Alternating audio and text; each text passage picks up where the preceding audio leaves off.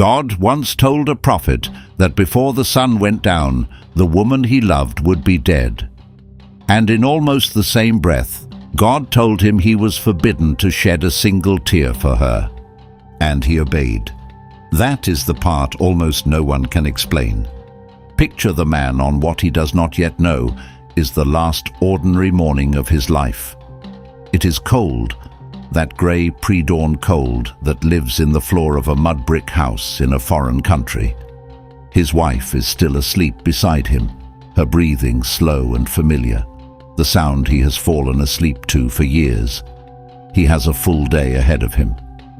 There are people waiting for him down by the canal, people who look at him like he is either the last sane voice they have left or completely out of his mind.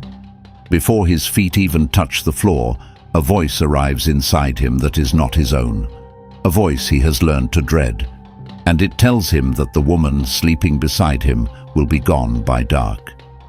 Then it tells him he may not weep for her, he may not fall apart, he may not even let the neighbors see that anything has happened.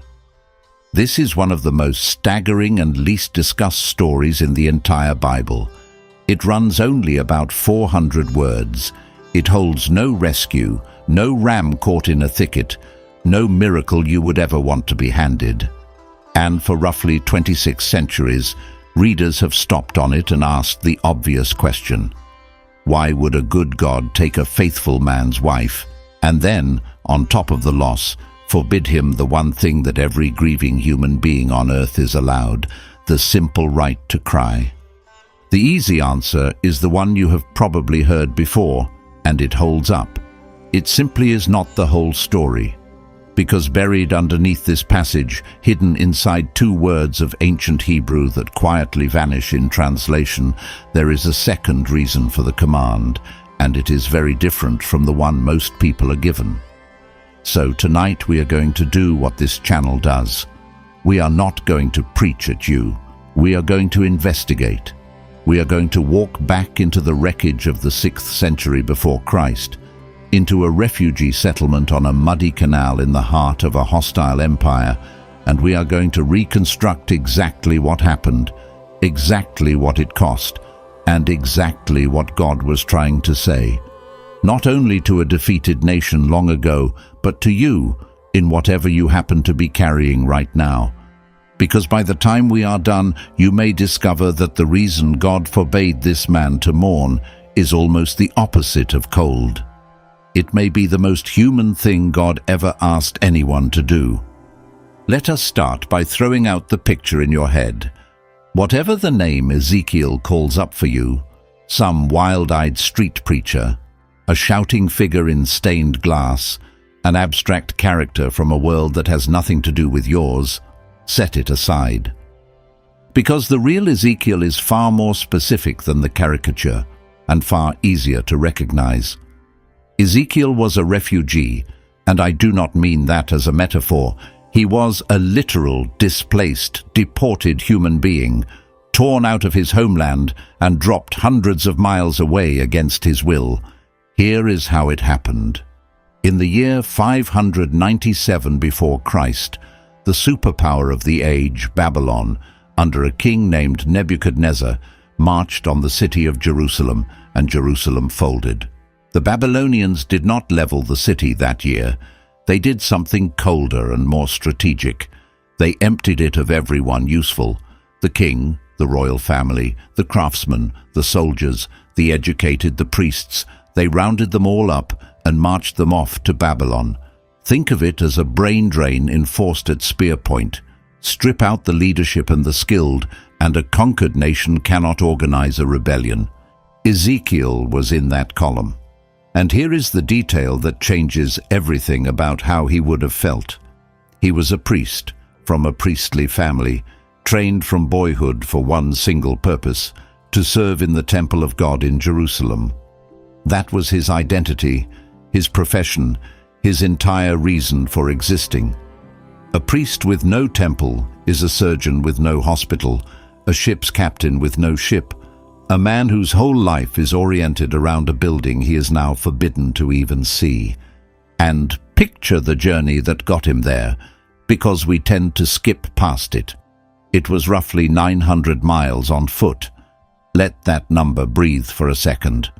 900 miles on foot means weeks of walking in sandals, in a column of prisoners, crossing desert and river valley, watching your homeland shrink behind you until it becomes nothing more than a rumor you tell your children.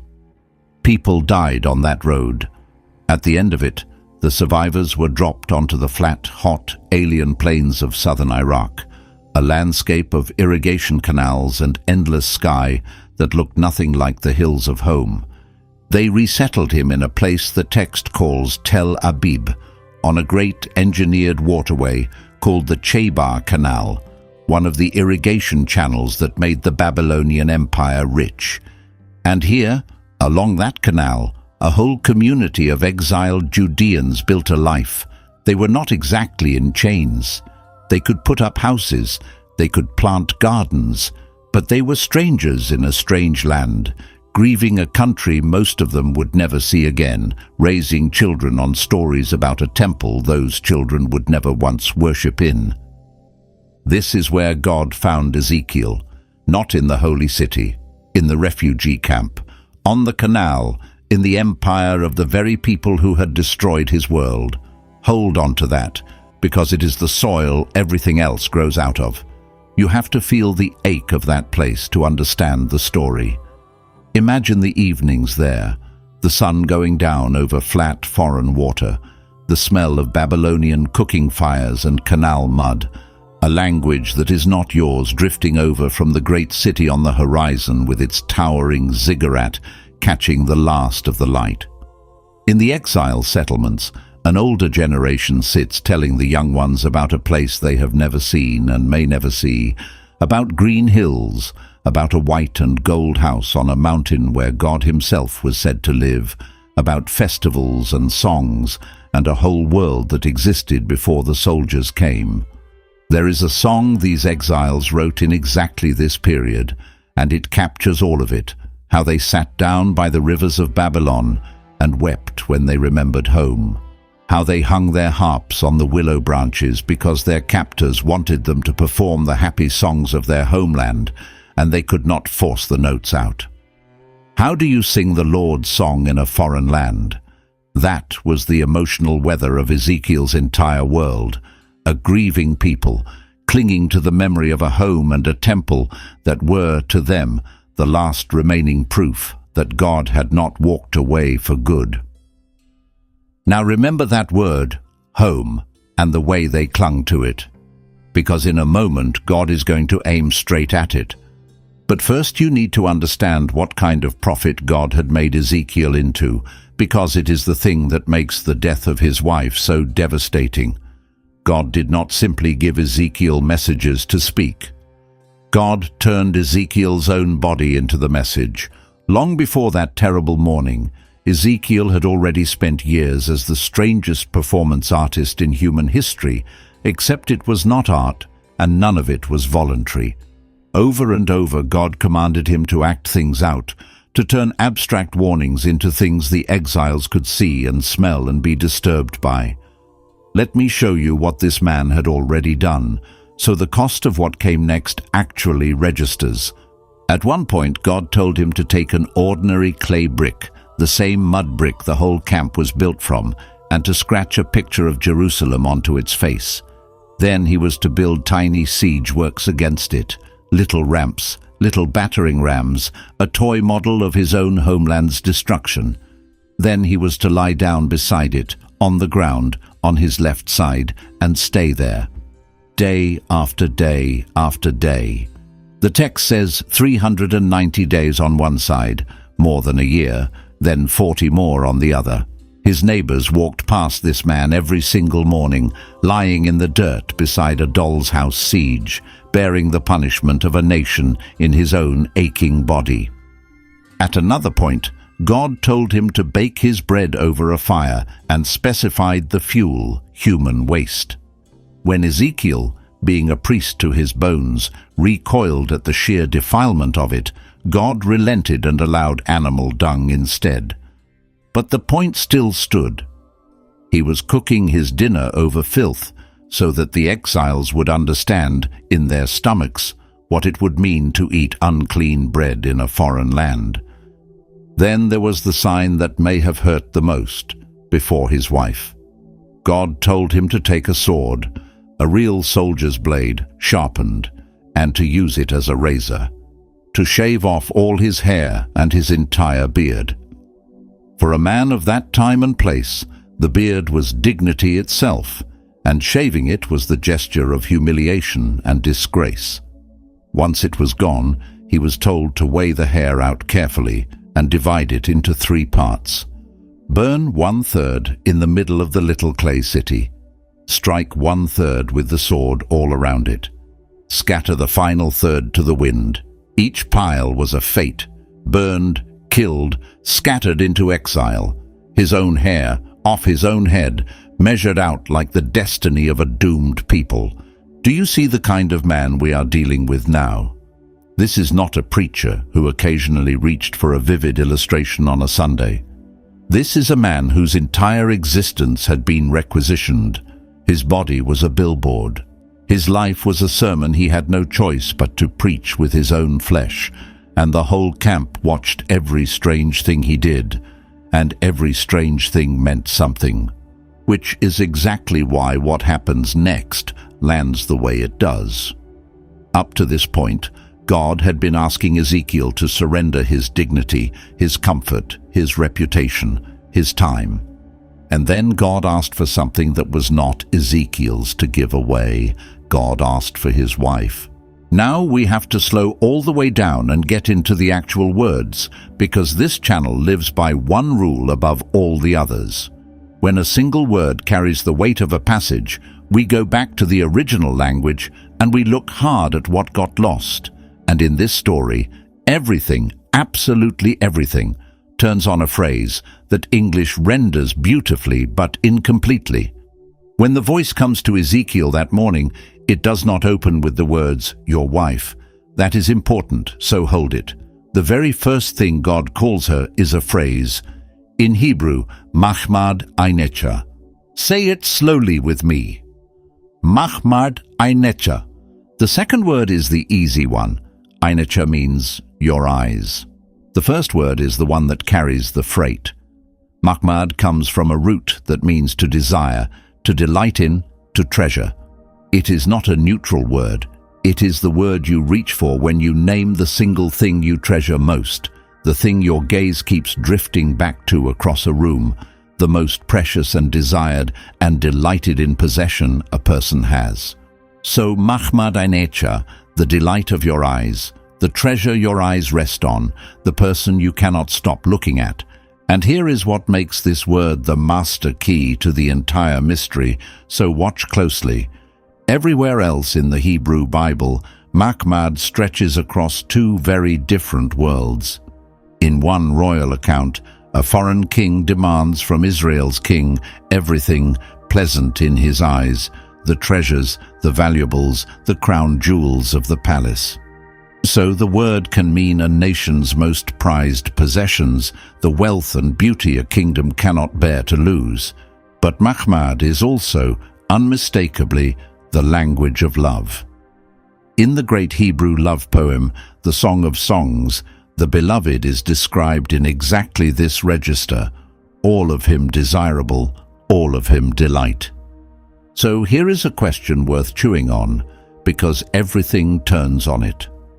Why would God reach for a word that also names a kingdom's crown jewels, the treasure a whole nation guards, just to describe one dying woman? That single word carries both at the same time, the person you love beyond words, and the one treasure a kingdom cannot survive losing. 2 meanings, 1 word, aimed at a single grieving man. And the answer to why God chose it is the exact thing that cracks this whole story wide open later. For now, just feel what God is doing to him. Notice that God does not lead with the blunt medical fact.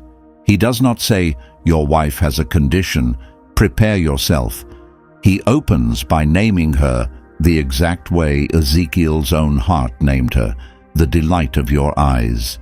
He says, in effect, I know precisely what she is to you. I know she is the one good thing left in this ruined life of yours. I know your face changes when she walks into the room. I know. And I am about to take her. The Hebrew for how it will happen is just as stark. Translators soften it into with one blow or at a stroke.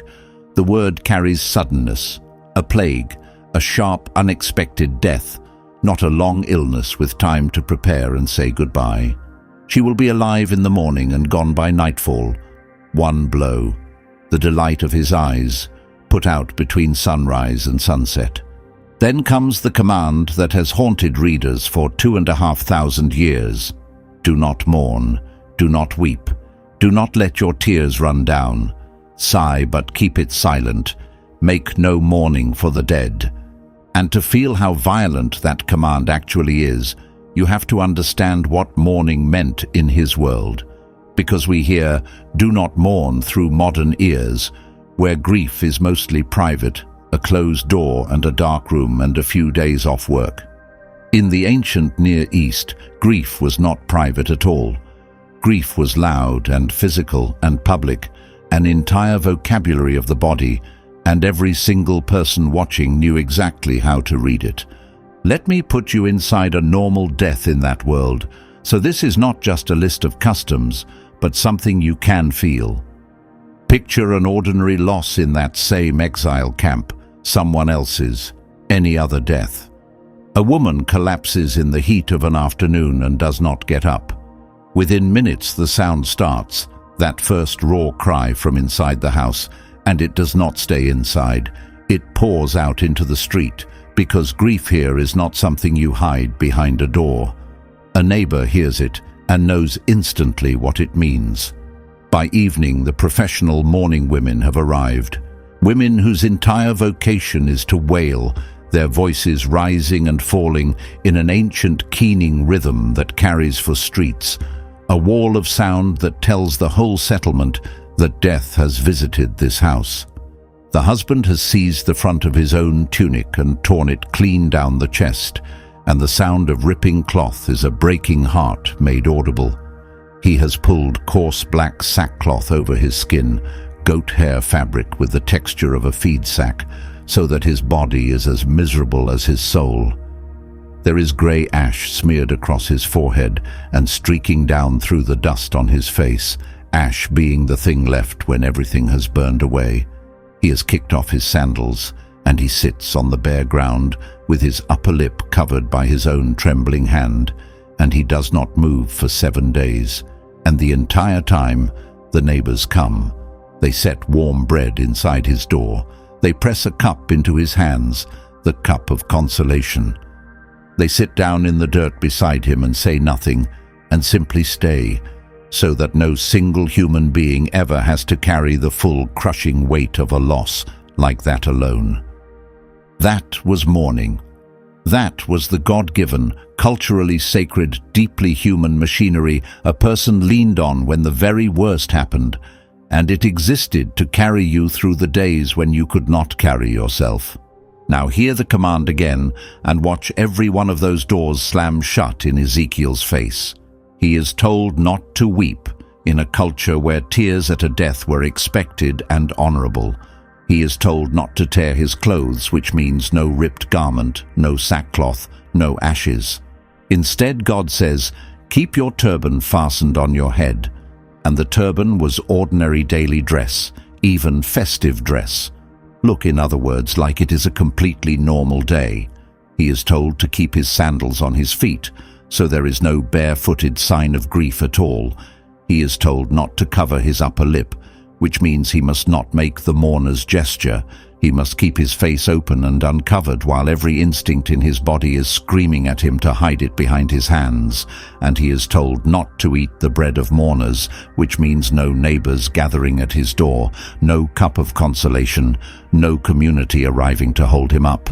He will face the worst night of his life entirely alone, and he will look to everyone who sees him like a man to whom nothing has happened. God leaves exactly one door open, and it may be the most painful detail in the whole passage, so do not miss it. Sigh, God says. groan but keep it silent. He is not forbidding Ezekiel to feel. He is not asking for a heart of stone. He allows the groan. He allows the grief to exist. He only forbids it to be seen or heard, which means Ezekiel is being asked to carry the full, crushing weight of losing his wife with all the pressure sealed inside his chest. No release valve, no ritual, no wailing, no witnesses, grief with the volume forced down to nothing. Anyone who has ever had to hold themselves together in public while they were dying on the inside understands, in their body, exactly what God just asked of this man. Remember that feeling, because before the night is over, we are coming back to you, and it is the whole reason this story exists. Before we come back to you, though, we have to watch the day itself happen, because Ezekiel does not argue and he does not bargain, and what he does next may be the most heartbreaking sentence in the entire book. So let us stand inside it. It is morning again. The sun comes up hot and white over the flat Babylonian plain and throws its glare across the surface of the Chebar Canal. Ezekiel gets up. He kisses his wife because she is still alive, and this is the unbearable cruelty and mercy of it. He has been told the night is coming, but she is here right now, warm, moving about the morning as always. He walks out to the people. The exiles gather the way they always do, and he preaches, he teaches, he does his work, carrying the whole time the impossible secret that the woman he just left will not live to see him come home, and he says nothing, and he functions. Then evening comes. The text says it with a plainness that is almost violent in its restraint. In the evening, his wife died. That is the whole sentence. There is no deathbed scene. There are no recorded last words.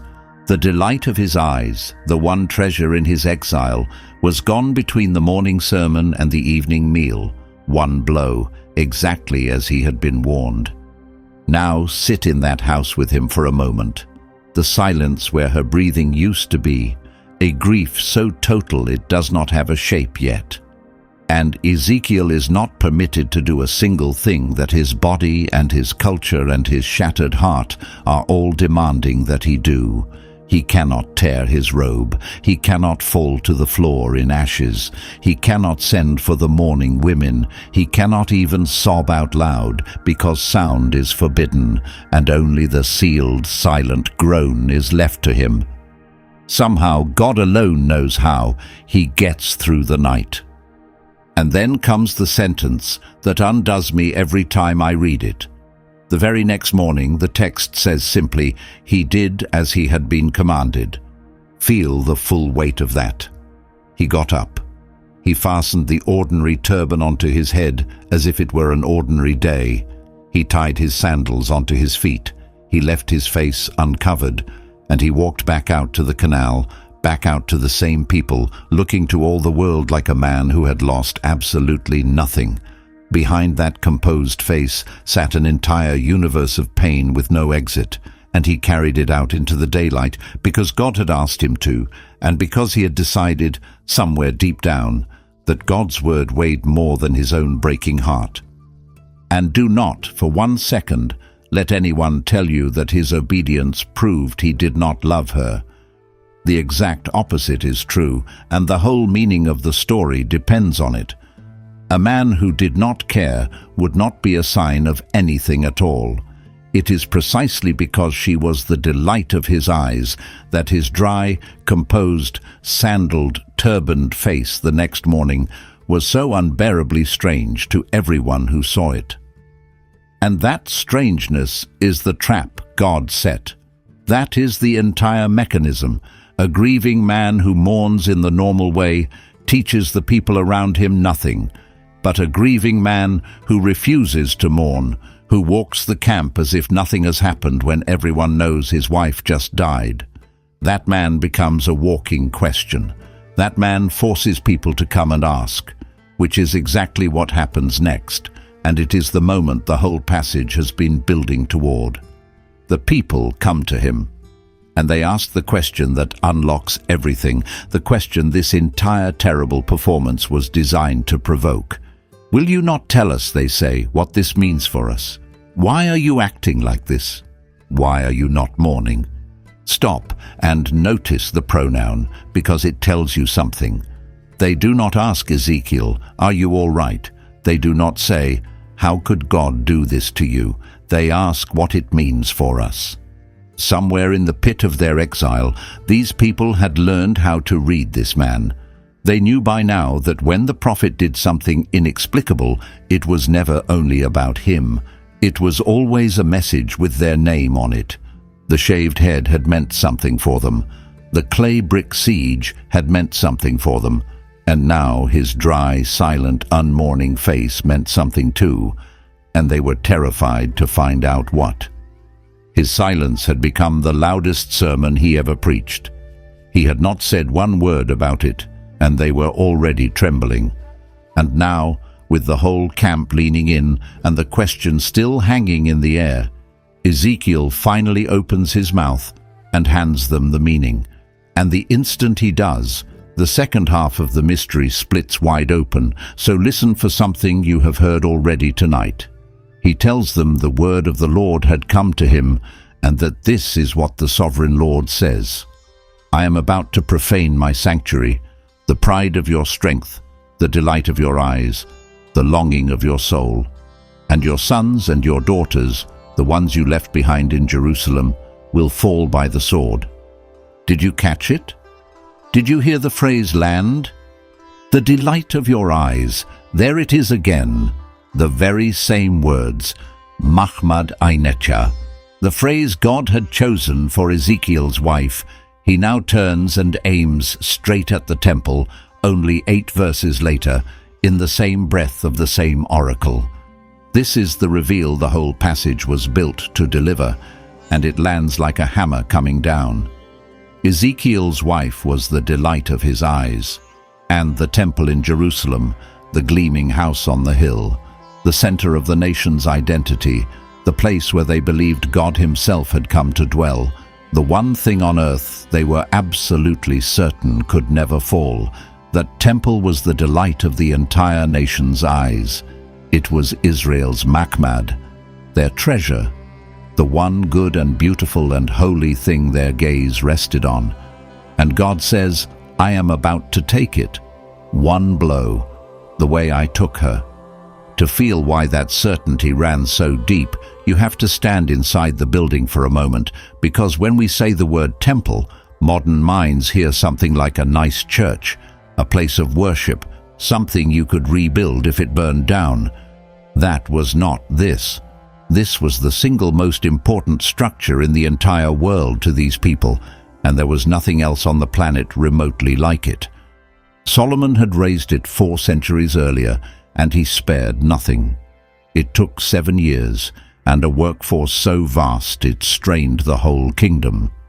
The stone was quarried and dressed so precisely, the text says, that no hammer or chisel was ever heard on the building site. The blocks arrived silent and perfect, and simply settled into place. The inside was paneled floor to ceiling in cedar shipped down from the mountains of Lebanon, so that not 1 inch of bare stone showed, and then the cedar itself was overlaid, all of it, in gold. Solid gold across the walls, gold on the floor, gold on the carved cherubim whose wings stretched across the innermost room. If you tried to price the raw materials alone in today's money, you would not be counting in millions. You would be counting in the tens of billions. An entire nation's wealth poured, quite literally, into one house. But why would anyone pour a fortune like that into a single windowless room? Because of what they believed was standing inside it. The point was never really the gold. The point was who lived there, deep inside, in a windowless cube of pure gold they called the Holy of Holies. No lamp ever burned, and no human being ever entered except one man, 1 time a year, and only after elaborate ritual. because this, they believed, was the throne room of God on earth. The one address in the whole universe where the Creator had chosen to place his own presence among human beings.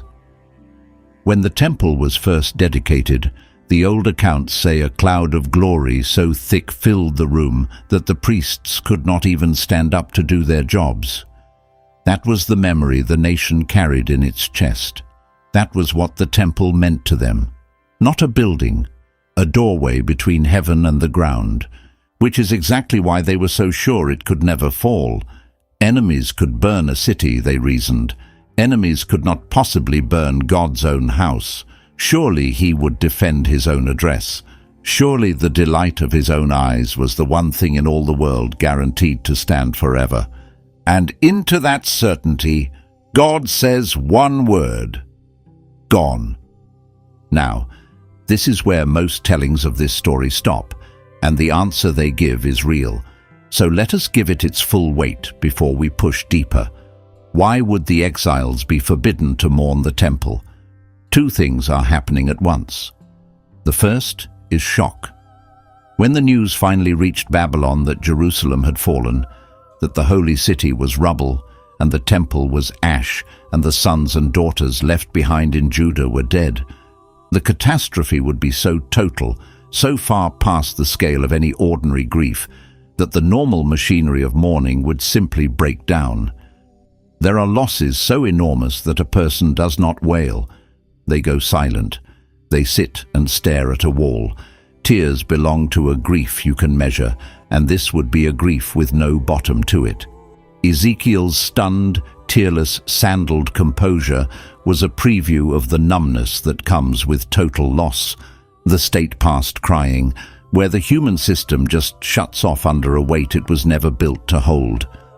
The second thing is guilt, and this is the harder edge. God tells them they will waste away in their own iniquities. The temple was not taken by a random accident of history. It fell as the consequence of generations of the nation's own choices, the injustice, the idol worship, the deafness to every prophet God had ever sent them, including the one who had lain in the dirt beside a toy city for more than a year trying to warn them. You cannot grieve as an innocent victim a disaster you spent decades earning. There is a particular kind of silence that belongs to grief, tangled up with the terrible knowledge that you did this to yourself, and God tells them plainly, that will be your silence. So there it is. The clean answer. Wife stands for temple. No mourning, because the shock will be too great and the guilt too heavy to carry. If we shut the case here, you would have a complete and moving explanation, and it is the one you will find almost everywhere. Before I give you the deeper reason, one quick thing, because it matters here more than usual. What we are about to uncover in the next few minutes is going to land on you personally, not as ancient history, but as something you may have already lived through yourself. So if this channel is becoming a place where the hardest parts of Scripture finally get looked at honestly, take a second and subscribe and stay with it to the end. That is the only thing I will ask of you. Now back to the clue that everyone walks straight past. But we are not shutting the case here, because there is one clue we have not followed yet, and it has been sitting in plain sight inside that phrase the whole time. Once you see it, you cannot unsee it. Here is the question that cracks this open a second time. Whose eyes? The temple was the delight of Israel's eyes, yes. But stop and ask what the temple actually was. It was not a national monument. It was not a war memorial or a palace. The temple was the one place on earth where, in Israel's own belief, God had chosen to set his personal presence. It was God's house, his home address on the planet, the room where heaven touched the dirt.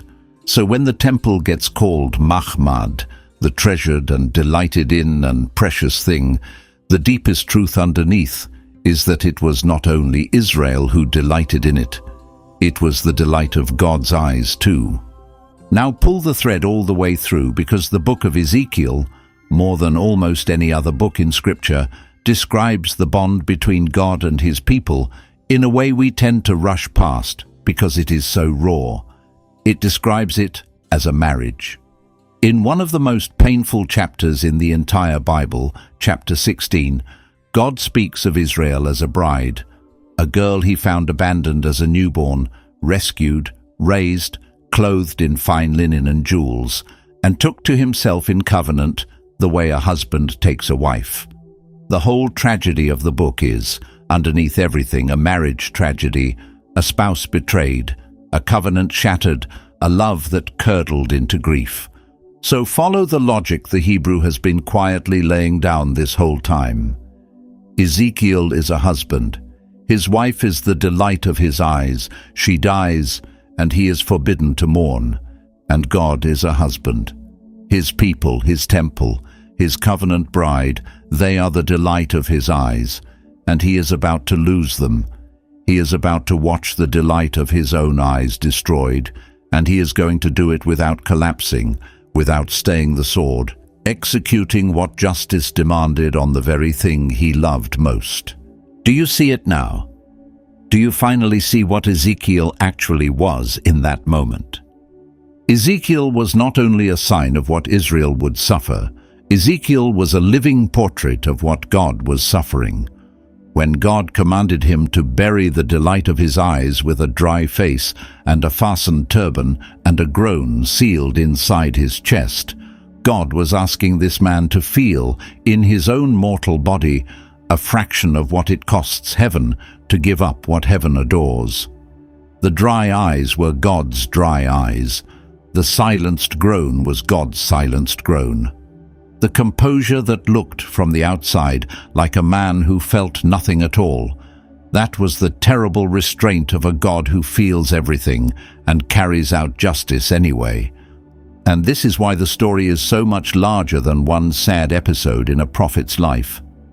Read on the surface, it makes God look cold. How could he kill a man's wife just to make a point? But read at this depth, it is the exact opposite of cold. It is God pulling back the curtain for one agonizing moment, letting a defeated, guilt-ridden, grieving people catch a glimpse of something they had never once imagined, that their judgment was not the act of an indifferent tyrant, that the God tearing down their temple was, in his own way, a husband losing the delight of his eyes, that behind the sword there was a broken heart holding itself together. The exiles had spent years assuming God had stopped caring about them, that the exile itself was proof of his indifference, that heaven had gone silent because heaven no longer loved them. And God answers that assumption, not with a lecture, but with a man standing in front of them, composed and silent and shattered, saying without a single word, "This is what it looks like when I have to let go of what I love. Look at his face. That is my face." Hold that revelation, because now we watch it come true, and the fulfillment is as terrible as the sign. Nebuchadnezzar's army came back to Jerusalem, and this time there was no mercy and no strategic restraint. They ringed the city and settled in, and the siege ground on, not for days, not for weeks, but for roughly a year and a half. A siege is a slow weapon. It is starvation turned into a strategy. The accounts of what happened inside those walls are among the most harrowing in all of Scripture. Famine so complete that the descriptions of it are almost unbearable to read. Mothers and children dying by inches in the streets. The whole population wasting away behind walls that could not hold much longer. And remember who was trapped inside those walls. The sons and daughters the exiles had left behind, the very ones the sign had named. Every single day the prophecy was coming true, one starving child at a time. Then the walls broke, and the Babylonians poured in. The king of Judah was captured trying to flee, and his sons were slaughtered in front of him. And then, so that the last thing his eyes ever saw would be the death of his children, he was blinded and dragged off in chains. And 1 month after the city fell, a Babylonian officer walked into the temple, the house of gold. the doorway between heaven and earth, the delight of the nation's eyes and the delight of God's, and he put it to the torch. The cedar caught, the gold ran molten, and 4 centuries of glory went up into the Babylonian sky as a column of black smoke. Everything Israel had been so certain could never burn, burned. The sons and daughters left behind fell by the sword, exactly as the sign had promised. All of it gone. And then the messenger came, a single exhausted survivor, having walked the long road out of the ruins, stumbled into the exile camp on the canal with the words everyone had been dreading and refusing to believe. The city has fallen, and here is the detail that closes the loop we opened long ago. For years God had kept Ezekiel's mouth mostly shut, a kind of enforced silence running through the whole first half of his ministry, so that he could only speak when God gave him words. But back on the day of the wife oracle, God had made him a promise that on the day the news of the city finally arrived, his mouth would be opened and he would speak freely again. And that is exactly what happened. The very night before the fugitive arrived, the text says, God opened Ezekiel's mouth. The silence lifted. But before we get to what he did with that voice, we cannot rush past what this whole thing cost the man himself, because the meaning we have uncovered is only true because a real human being really paid for it in blood and grief. We tend to romanticize the prophets, to imagine that being chosen by God was a kind of glory, a spiritual promotion. Look at the actual price tag on the office, though, across the whole tradition, and it is staggering. Hosea was told to marry a woman who would break his heart so that his ruined marriage could show the nation its own unfaithfulness. Jeremiah was forbidden by God to marry at all, forbidden to attend funerals, forbidden even to go to celebrations, sentenced to a life of enforced loneliness as a living sign that ordinary life in Judah was ending. Isaiah, by tradition, walked stripped and barefoot for years as a warning. And Ezekiel lay in the dirt, ate defiled bread, shaved his head with a sword, and finally buried his wife with a dry face, because God asked him to preach with his own grief. And here is a detail almost too fitting to be an accident, one that most people miss completely. Remember what Ezekiel was by birth and training, a priest. And in the law of Israel, priests were the one group specifically restricted in how they were allowed to grieve.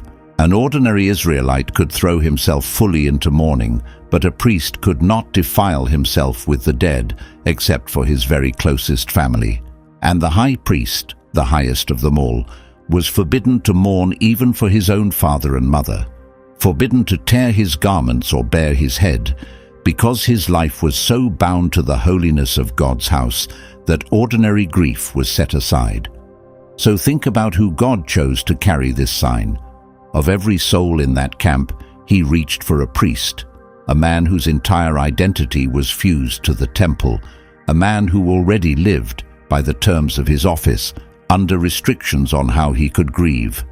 And God takes that man's wife and forbids that man's tears to signify the fall of the very temple his priesthood existed to serve.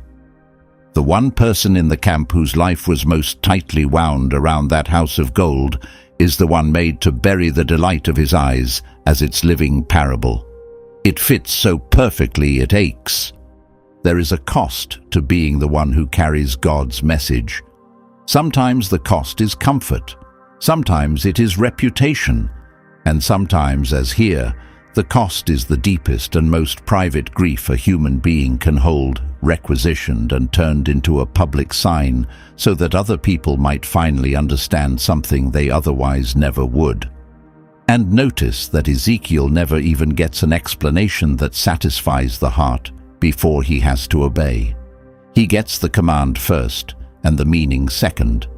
He has to bury his wife in the dark, in obedience, not fully knowing why, and only afterward, when the people ask, does the meaning come out of his own mouth. He obeyed before he understood. He carried the pain before he was ever given the point of it.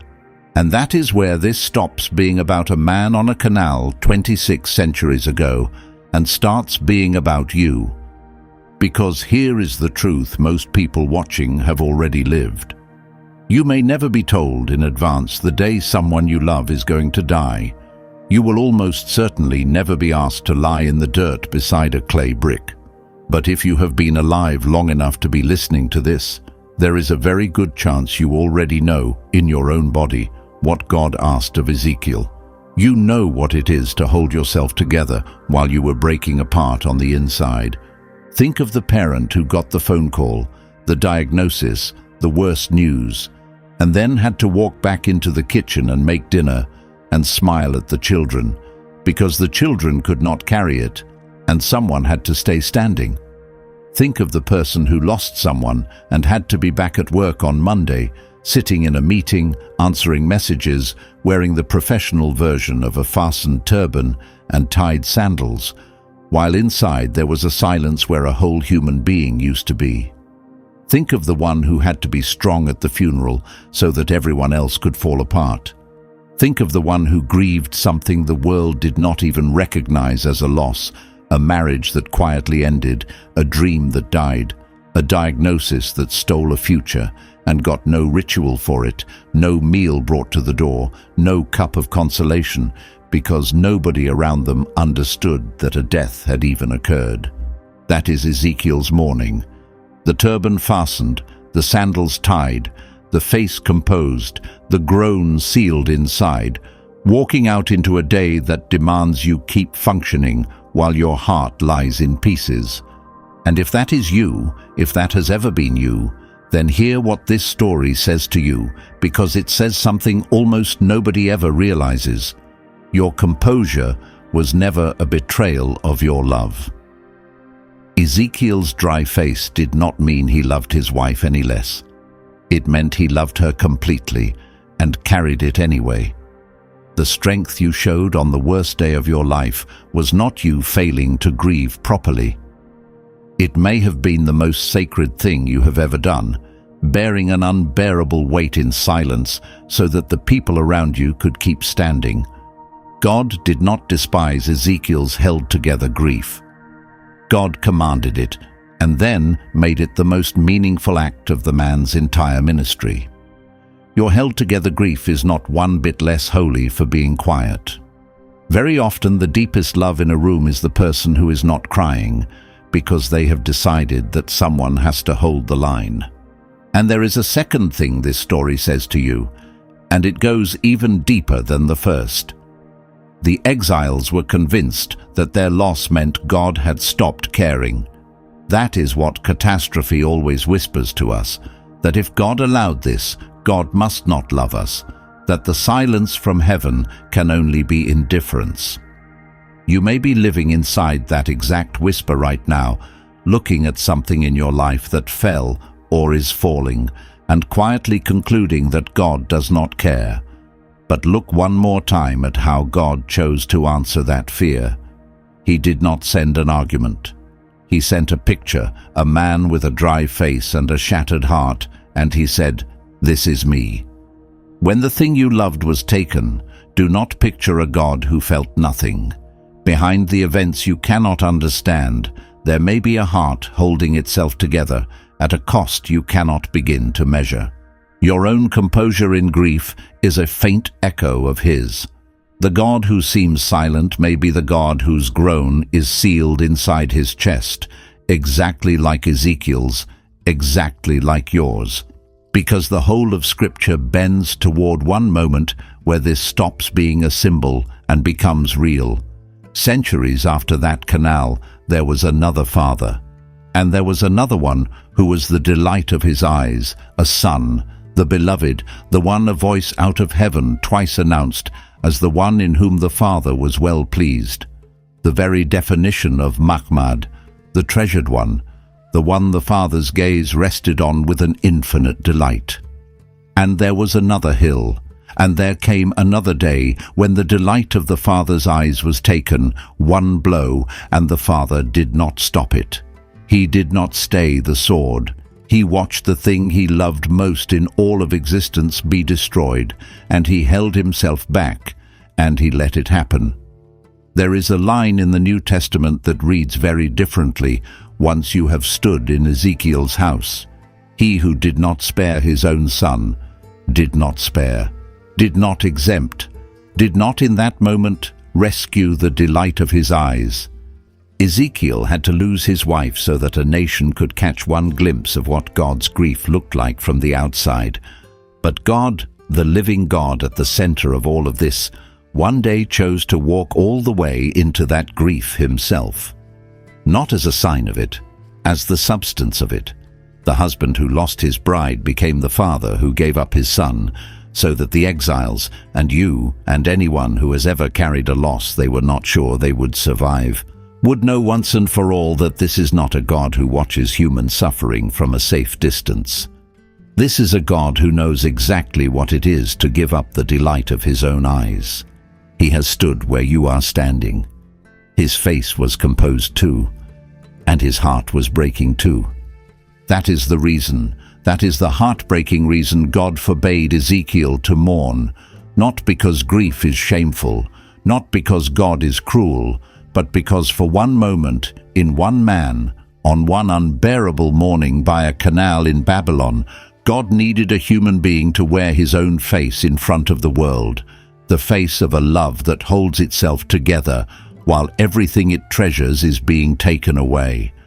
And remember, the story does not end at the grave, and this is the light waiting at the far end of all of it. The prophet whose mouth God finally opened on the night the city fell did not go on to preach more doom. Everything changes from that point. The man who spent the first half of his ministry pronouncing judgment spends the entire second half pronouncing hope. Visions of a valley full of dry bones rattling and standing and coming back to life. A promise of a new heart of flesh to replace a heart of stone. A river flowing out from a restored temple. A God who gathers his scattered, exiled, grieving people and carries them home. The man whose very name means God strengthens was given exactly the strength to carry the worst grief a person can carry, and then handed back his voice to become the great prophet of resurrection and homecoming. The silence was never the end of his story. It was the hinge of it. So go back one last time to the last ordinary morning we started with. The cold floor, the wife breathing softly in the dark, still alive. The voice arriving before his feet even touched the ground. You know now what that morning really was. It was not the story of a God who did not care. It was the story of a God who cared so much that he let one faithful man carry his own heartbreak out in public, so that a defeated people, and you, 26 centuries later, could finally understand that when the delight of your eyes is taken from you, you are not being watched by an empty sky. You are being watched by a God who has buried his own beloved, whose face was composed and whose heart was in pieces, and who is, even now, standing beside you and holding the line. Ezekiel fastened his turban. He tied his sandals. He walked out into the daylight with a dry face and a whole universe of grief sealed inside his chest. And in doing it, he showed us the face of God. If this reached something in you, if you have ever been the one who held the line while your heart was quietly in pieces, leave one line in the comments. Just write, "I have been Ezekiel's mourning." You do not have to explain it or say anything more. Let this be the place where that silence finally gets seen. And when you are ready for what God did with this same broken prophet next, he takes him down into a valley full of dry bones and asks him one question that will decide whether all of this grief was ever going to be redeemed. That story is waiting for you on the screen right now.